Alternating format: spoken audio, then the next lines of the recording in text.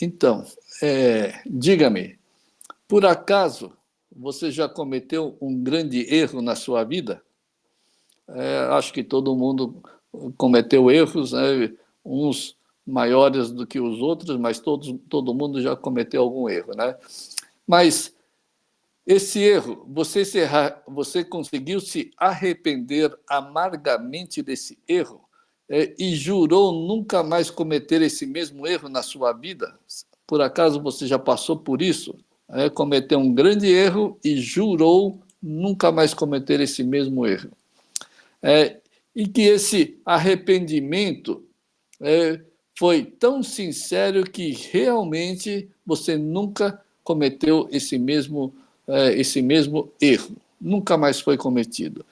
Por acaso, isso é alguma verdade na sua vida ou é uma falsidade? Você jurou que não ia cometer o mesmo erro e continuou cometendo ao longo da sua vida esse mesmo erro. Né? Se você jurou que nunca mais ia cometer e realmente nunca mais cometeu, com certeza você já tem uma mente mais pura, mais equilibrada e fortalecida, e principalmente mais próxima da alma, feita à imagem e semelhança de Deus. Mas, se apesar do juramento de nunca mais cometer o mesmo erro, se você vem cometendo o mesmo erro, ou cometeu ao longo da sua vida, então o apegado começa a ter menos consciência dos seus erros cometidos e tem cada vez menos consciência das gravidades dos erros. Afinal, tudo é causa negativa, né? Em função da banalidade.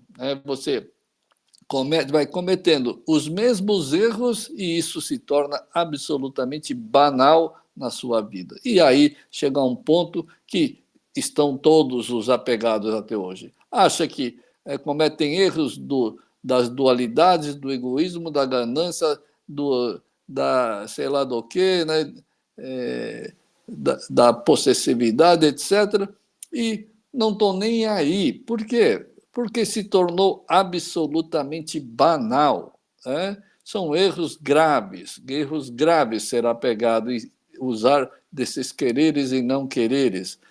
Então, se tornou banal porque as pessoas cometem os erros na maior tranquilidade e isso traz essa banalidade. Por isso que a vida das pessoas apegadas, as maldades estão banalizadas, os erros estão banalizados. Então, se tornaram absolutamente corriqueiros. E isso tudo afasta as pessoas obrigatoriamente da pureza mental e do poder da pureza mental. Por isso que as pessoas hoje não têm poder mental nenhum. Qualquer coisinha já fica estressada, irritada, nervosa, isso e aquilo. Então, é essa banalidade dos erros. Cometem um monte de erros e não estão nem aí. E a consequência é a gradual diminuição ou o seu distanciamento da própria alma divina e a perda da consciência idêntica à de Deus. Por isso que eu sempre falo aqui, os apegados não têm a menor consciência, os apegados nunca tiveram nenhuma experiência com a própria alma e com Deus. Por quê? Vivem numa vida absolutamente banal, cometem erros e acha que isso é normal, porque todo mundo está cometendo, ele acha que é, é, tem que cometer também, tem que ser materialista, correr atrás disso ou daquilo, quando na verdade deveria se desapegar. O apegado passa a se convencer de que é menos sábio, aquele que cometem erros de forma frequente e de forma banal, ele acha que, nossa, eu sofro tanto, então eu sou menos sábio, eu sou menos iluminado, eu sou menos divino, ou impossível de se tornar igual Jesus, Buda e outros. Daí o ego convencer o apegado que Deus, Jesus, Buda são seres superiores. E os apegados, réis mortais, sofredores, tristes, estressados, passageiros, inferiores, quando, na verdade, não é o apegado que é menos divino. Não é o apegado que é menos sábio, menos feliz, menos merecedor da prosperidade dada por Deus, pois, na verdade, é o apegado que se torna cada vez mais escuro e obscuro, né? Em função do ego venenoso, tóxico, dualista, ilusório e inexistente. Então, as pessoas veem Deus muito distante, veem Jesus, Buda, iluminados e ele lá embaixo. Mas isso tudo vem primeiro dessa impressão dada pela banalidade, pela futilidade dos quereres. Lembre-se, manter o ego maldoso em plena atividade voluntariamente em sua própria mente e ainda permitir que ele crie uma vida imaginária dos quereres com a realidade oposta da alma é cometer verdadeira atrocidade contra a própria vida. Então, todos os quereres, sonhos, metas, projetos, objetivos que você tem na sua vida, para a sua finança, para o seu trabalho, para a sua família, para os seus filhos, isso tudo, todos esses quereres são imaginários. Você fica imaginando, se meu filho, vou fazer assim para o meu filho ser assim, vou fazer assim para que eu ganhe tanto dinheiro dessa forma. Tudo imaginação. Isso é uma verdadeira atrocidade contra a própria vida. E pior, estende essa atrocidade para os mais próximos, principalmente para a própria família. Portanto, reflita por um momento na vida. Os apegados estão vivendo de forma exatamente oposta à dos sábios e iluminados e totalmente contra os ensinamentos de Deus. Quando, por exemplo, a Bíblia diz: primeiro conquiste o reino de Deus. Saiba que essa conquista só é possível conquistando a própria alma, feita à semelhança do Criador. Tá certo? E para isso você tem que silenciar a mente. Para isso você tem que eliminar esses quereres dualistas da mente. E essa conquista do reino de Deus jamais será feita ou alcançada pelo ego ante Deus. Por isso é imperativo eliminar o ego da mente. Daí a prática da pura, sincera contemplação. Isso tudo é obrigatório. Você praticar contemplação, neutralizar a mente, silenciar esses quereres, isso é obrigatório. Isso não é facultativo. Não, eu vou fazer isso quando eu me aposentar, quando eu ficar rico, quando eu ficar sei lá o quê, não tiver mais nada que fazer, eu vou praticar essas coisas. Para com isso. Você tem que fazer já, agora. Para calar essa mente, silenciar a mente, neutralizar a mente, porque isso é o que traz a morte do ego mental. Daí a alma passar a se manifestar e dali para frente a sua vida se torna absolutamente, plenamente e eternamente divina em todos os sentidos. Nunca mais terás nenhum perrengue na vida. Lembre-se das palavras de Buda. Não desejas nada desse mundo e serás eternamente feliz. Faça o que deve ser feito. Faça o que tem que ser feito. Cale a mente dos quereres dualistas e serás eternamente feliz. Não queira nada desse mundo. Não imagine nada desse mundo. Apenas faça o que você tiver que fazer e o resto deixa por conta das vontades de Deus. Em outras palavras, pare com a hipocrisia das dualidades mentais do ego. Pare com a ignorância de manter o ego vivo. Pare com a insensatez de permitir o ego venenoso administrar a sua vida, a sua família, relacionamentos, trabalho, etc. Enfim, pare com essas ações, reações e decisões tóxicas do ego, para que a verdade da alma e de Deus possam se manifestar divinamente, gloriosamente e eternamente. Tá certo? Eu sempre falo, enquanto o ego, aliás, enquanto a ignorância estiver falando, a sabedoria fica calada. A sabedoria não vai confrontar a ignorância. Por isso que, enquanto as pessoas se mantiverem apegadas no mundo dualista, o mundo absoluto não se manifesta, que é o mundo de Deus e da alma. É por isso que nunca tiveram uma única experiência com Deus e nem com a sua própria alma. E isso que você sempre procura na vida, através desses quereres, é o que Deus quer que você elimine. Elimine esses quereres.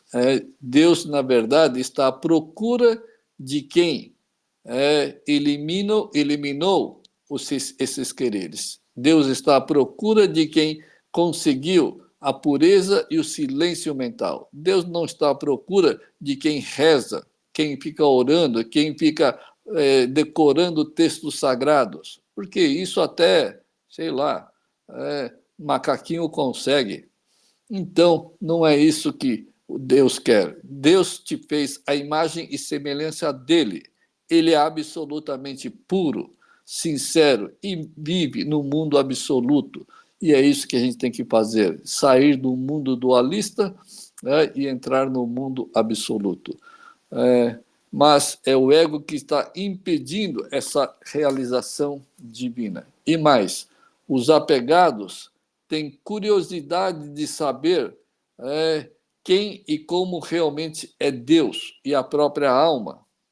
Aposto que você já teve curiosidade em saber como que é Deus, como que é a vida da sua própria alma, que é você, o você real, como que é a vida divina de Deus.